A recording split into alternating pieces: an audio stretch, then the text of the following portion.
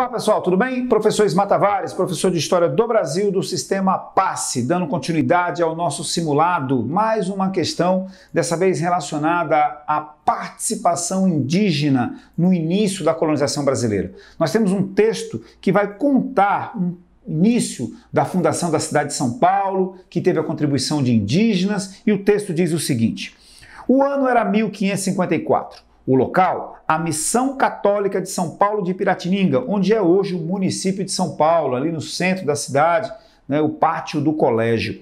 Nesse cenário, índios tupiniquim, padres jesuítas e colonizadores portugueses protagonizaram uma história cheia de contradições, guerras e escravizações. O cacique Tibiriçá, que em tupi, formigão da terra, chefe da nação tupiniquim, teve participação decisiva na obra de fundação da cidade.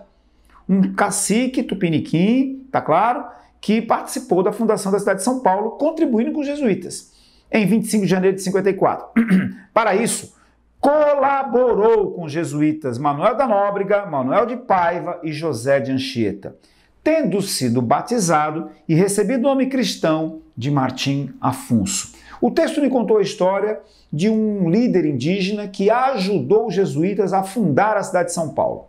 Texto é esse bacana e o enunciado diz: o texto sobre a fundação da cidade revela o quê? O que esse texto vai nos revelar? Alternativa A: o predomínio da língua tupi na região. Galera, o texto está revelando que um líder indígena ajudou no processo de fundação da cidade e não necessariamente de que o idioma tupi vai predominar na região. Tá claro? A gente sabe que em São Paulo é um local, é uma cidade que até hoje tem muitos logradouros com nomes indígenas e nome de cidades, etc. Mas o texto, ele não está revelando essa situação do tupi, do idioma em si, predominando na cidade.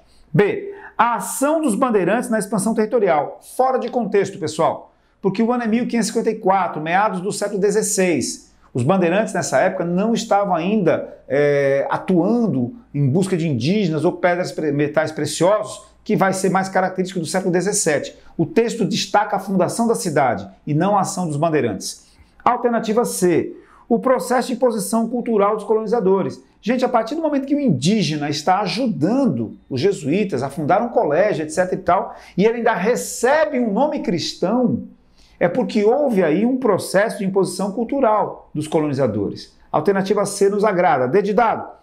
O texto revela o extermínio das populações indígenas em São Paulo. Embora várias tribos indígenas tenham sido massacradas, não é isso que o texto está revelando. O extermínio, mesmo porque os indígenas não foram exterminados. Tá claro? Muitos morreram e tal, mas o extermínio, acabar totalmente, é um grande equívoco.